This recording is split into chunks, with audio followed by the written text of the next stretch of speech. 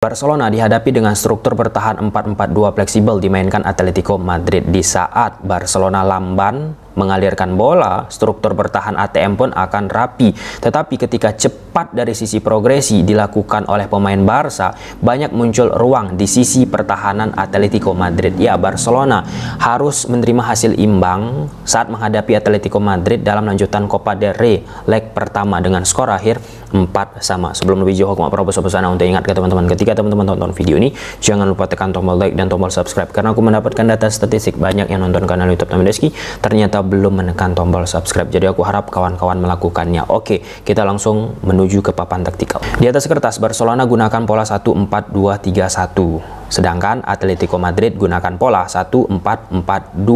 Pada pertandingan ini, ketika bertahan, Atletico Madrid gunakan shape 4-4-2 awalnya. Yap, Gallagher akan turun, di depan Alvarez, Griezmann. Mereka memiliki struktur yang rapat padu padat. 4 pemain di belakang, 4 pemain di tengah pun termasuk yang ada di depan, memang menjaga jaraknya sehingga pemain-pemain Barcelona sulit bermain di ruang antar lini. Lalu Barcelona ketika melakukan attacking, seperti biasanya Rafinha sebagai false winger, Ferran Torres sebagai striker yang diharapkan bisa memberikan efek warna di sektor depan dari Barca. Dani Olmo berada di koridor half space sebelah kanan, Lamine Yamal menjaga sisi kelebaran Barca, kemudian Koundé akan naik, Kubarsi akan naik, Inigo akan naik, Baldi akan naik. Posisi Pedri ini ia akan cenderung membantu juga sisi attacking dari Barcelona. Jadi sebagai holding, sebagai menjaga keseimbangan itu ada Frenkie de Jong di sektor tengah yang dimiliki oleh Barcelona. Nah, 4-4-2 yang dimiliki oleh Atletico Madrid ini ketika semakin ditekan oleh Barca dengan struktur ataupun shape attacking dengan positioning seperti ini, kawan-kawan, akan berubah dari 4-4-2 menjadi 5-4-1. Gui nomor punggung 22 ini akan turun ke belakang. Kemudian posisi yang ditinggalkan oleh Gui ini di cover oleh Griezmann. Nah, di depan menyisakan satu pemain, ada Alvarez, 5-4-1. Jika kita lihat situasi di atas lapangan, kawan-kawan, saat aliran bola itu lamban dimainkan, dioper oleh pemain Barcelona, 4-4-2 yang dimainkan oleh ATM pun bertransformasi menjadi 5-4-1, sangat amat rapat, membuat pemain-pemain Barca sulit bermain di central progression.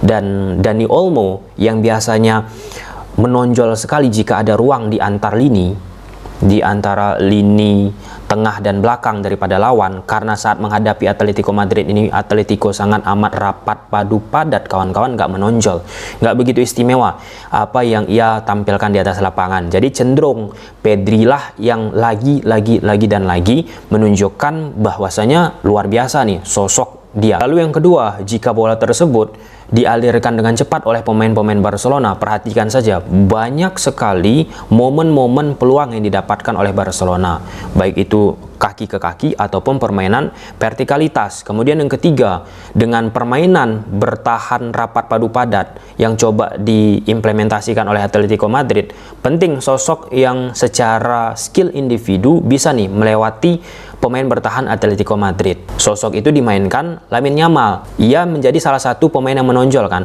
akibat akselerasinya, akibat skill individunya. Ini merupakan proses gol cepat yang didapatkan oleh Atletico Madrid dari situasi set piece. Griezmann memberikan passing pendek ke areanya De Paul. Di situ coba diganggu oleh Frenkie de Jong. De Paul, Griezmann, situasinya 2 versus 1. Nah, sehingga Griezmann mempunyai potensi untuk memberikan sebuah crossing ke dalam kotak penalti lebih nyaman tanpa ada gangguan.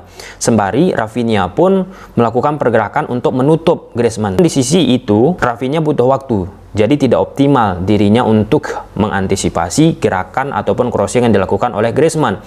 Di sektor kotak penalti, Pedri awalnya sudah melakukan tracking terhadap pemain dari Atletico Madrid, tapi untuk momen tersebut penjagaan yang dilakukan oleh Pedri loss sehingga pemain Atletico Madrid berhasil menciptakan sebuah gol kawan-kawan. Nah, selesai pertandingan Barcelona menghadapi Atletico Madrid, Pedri pun sadar jika kebobolan di babak pertama merupakan ada andil kesalahan Pedri itu sendiri, dan ia pun meminta maaf. Satu sikap yang aku pikir luar biasa ya dari apa yang dilakukan Pedri menanggapi situasi tersebut. Nah, ini proses bagaimana Barcelona membangun serangan. Nah, ketika bertahan, Atletico Madrid gunakan shape 4-4-2. Ini pelan-pelan nih, semakin ditekan oleh pemain Barca. Gui, pemain sayap kanan yang dimiliki oleh Atletico Madrid, akan bergabung dengan 4 back dari Atletico Madrid.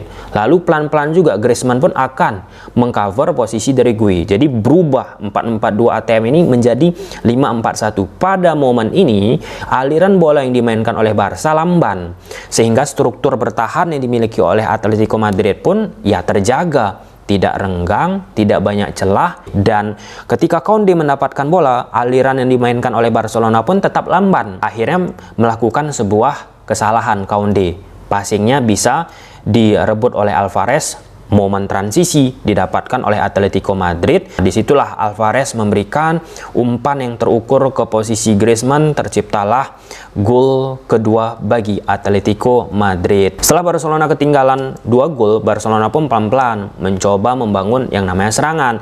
Memang ya, jika kita lihat 10 menit, 15 menitan lah pertandingan kawan-kawan, aliran bola yang dimainkan oleh Barcelona itu nggak terlalu cepat. Ini contoh ketika 4-4-2 yang dimiliki oleh Atletico Madrid terbentuk dengan sangat amat rapi, sangat amat rapat, dan di sini membuat Barcelona lagi harus bermain lewat samping untuk bisa mengupayakan membongkar pertahanan yang dimiliki oleh Atletico Madrid. Ini momen kesempatan yang dimiliki oleh Barcelona datang bukan dari situasi open play, tetapi dari situasi transisi. Julian Alvarez salah dalam mengontrol bola, Pedri yang mencoba menginisiasi serangan tersebut, dan terbentuklah struktur pertahanan yang renggang dari Atletico Madrid. Kemampuan individu dari pemain Barcelona berhasil mengekspos ini dari posisi Pedri ke Rafinha yang secara cepat progresif untuk memberikan bola ke areanya Ferran Torres. Tapi apa daya, Ferran Torres nggak mampu memaksimalkan kesempatan tersebut. Ferran Torres ini memang yang menjadi persoalannya konsistensinya. Udah kita bahas kan kemarin saat Ferran Torres masa gokil-gokilnya belum lama ini kawan-kawan, ya itu dia tunjukkan saat menghadapi ATM. Banyak kesempatan yang ia dapat, tetapi tidak bisa ia membantu bagaimana efektivitas dimiliki oleh Barcelona di sektor depan. Tinggi loh XG yang dimiliki oleh Barca, sampai hampir menyentuh angka 4, sedangkan Atletico Madrid hanya angka 1 ke atas lah, 1.47 XG yang mereka miliki. Dan ya itu menjadi problem bagi Ferran Torres, yang menjadi bahan bullying terhadap Ferran Torres ini kan ketika ia tidak menampilkan permainan yang sesuai diharapkan. Kalau misalnya Ferran Torres ini bagus menciptakan sebuah gol, dipuja-puji, tapi kalau misalnya seperti saat menghadapi Atletico Madrid ini kan ya agak sedikit digoyang, agak sedikit dibully. Ini proses gol yang dimiliki oleh Barcelona di saat yang sudah kita katakan aliran bola itu kencang, cepat dimainkan oleh Barcelona, maka ada berpotensi struktur bertahan dari Atletico Madrid pun akan terbuka. Nah, ini momennya ketika bola itu fluent sekali, satu sentuhan dilakukan oleh pemain Barcelona, dan struktur bertahan Atletico Madrid ronggang, dan Lamine Yamal, Jules Koundé memainkan permainan yang sangat amat progresif, dan disitulah kesempatan juga didapatkan oleh Pedri. Sekali lagi, struktur pertahanan dimiliki oleh Atletico Madrid renggang. Aliran bola yang cepat dimainkan oleh Barcelona itu di periode 15 menitan pertandingan di atas lapangan itu udah mulai cepat tuh Barcelona, dan sudah mulai banyak kerenggangan yang muncul di sektor pertahanan yang dimiliki oleh Atletico Madrid. Atletico Madrid pun kekonsistenannya nggak seperti dulu kawan-kawan. Kalau dulu kan hampir 90 menit Atletico Madrid bisa membentuk yang namanya pertahanan yang sangat amat kompak. Tetapi untuk case pertandingan menghadapi Barcelona ini, mereka naik turun. Kadang pertahanannya rapat, kemudian pertahanannya renggang. Namun yang aku suka dari Barca ini, progresivitasnya. Ketika mereka sudah tahu nih lawan rapat, mereka pun meningkatkan kecepatan aliran bola itu. Baik itu lewat permainan vertikal, 1-2 sentuhan, dan itu nyata kawan-kawan, pun termasuk permainan switch play. Ini proses gol kedua dari Barcelona, yaitu lewat situasi set piece alias corner kick.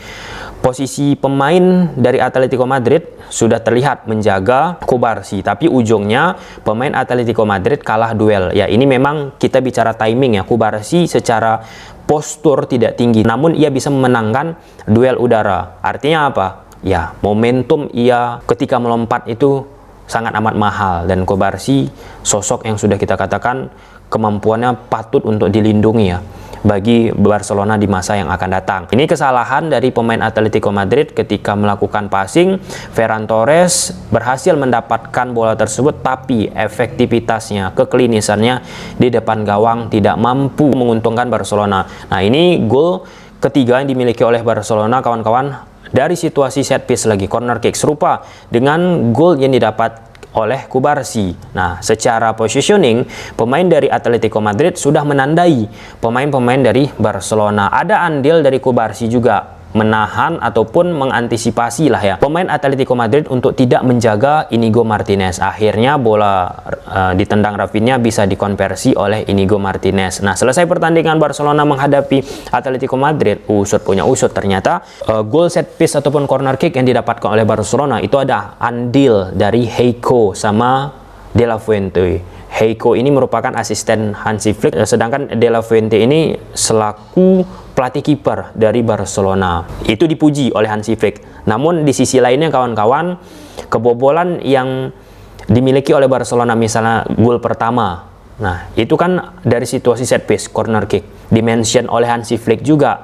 Kekeliruan itu harusnya bisa lebih baik disebutkan oleh Hansi Flick, tapi great job atas tugas yang sudah dimiliki, sudah dilakukan oleh Heiko dan De La Fuente. Setelah Barcelona unggul 3-2, kawan-kawan, perubahan dilakukan oleh Atletico Madrid pun termasuk Hansi Flick.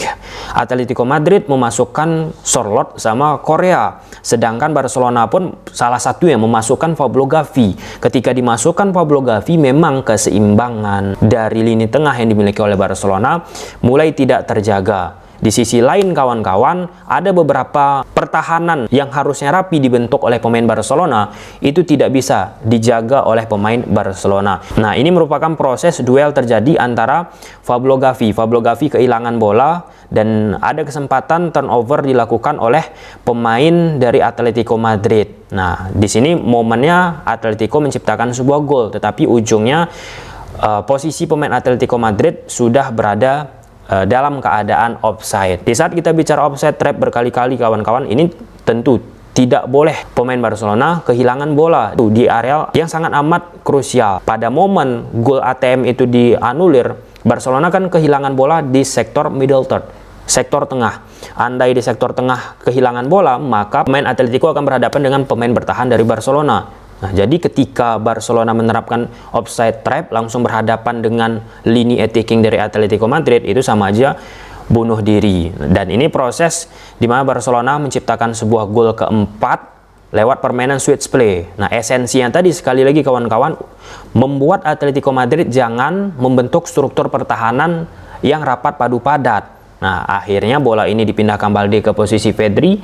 Pedri alirkan bola itu ke Lamine Yamal, dan Lewandowski berhasil memanfaatkan kemampuan skill individual dari Lamine Yamal untuk menciptakan gol keempat. Lalu Atletico pun mencoba menciptakan gol ketiga yang berasal dari struktur pertahanan yang tidak kompak, tidak rapat, tidak rapi dimainkan oleh Barcelona. Lihat posisi Lamine Yamal terjatuh. Ketika Lamine Yamal terjatuh, maka di sektor sebelah kanan permainan Barcelona sedikit ompong itu karena ada celah, karena ada space.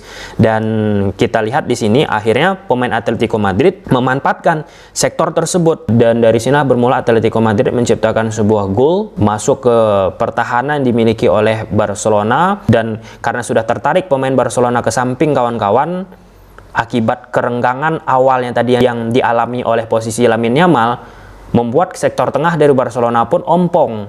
Nah, Gavi yang posisinya jauh dengan Llorente mencoba melakukan covering atas sikap yang dilakukan defensif pemain Barcelona. Dan proses gol keempat dari Atletico Madrid ini berasal ya dari sektor sebelah kanan Barcelona, yaitu Jules Koundé memanfaatkan ruang yang muncul di belakang garis pertahanan dari Barcelona, dan Ya, saat itu juga Jules Koundé terjatuh kawan-kawan, tentu tanpa ada gangguan Sorloth bisa menciptakan sebuah gol. Ya, kesimpulan kawan-kawan, perubahan yang dilakukan oleh Hansi Flick bagi aku kawan-kawan menurunkan intensitas permainan Barcelona. Memasukkan Gavi, kemudian mengeluarkan Pedri, itu jelas terasa. Yang biasanya Hansi Flick ketika melakukan perubahan banyak sekali memberikan sebenarnya efek magis terhadap permainan Barcelona. Simeone pun, pelatih dari Atletico Madrid, perlu juga kita acungi jempol bagaimana perubahan yang dia lakukan dengan memasukkan Sorloth, Korea. Jadi jiwa-jiwa petarung tuh dimasukkan, ya Barcelona udah mulai agak stamina terkuras, disitulah diperas oleh Simeone. Gimana menurut teman-teman? Silahkan tulis di komentar. Bye.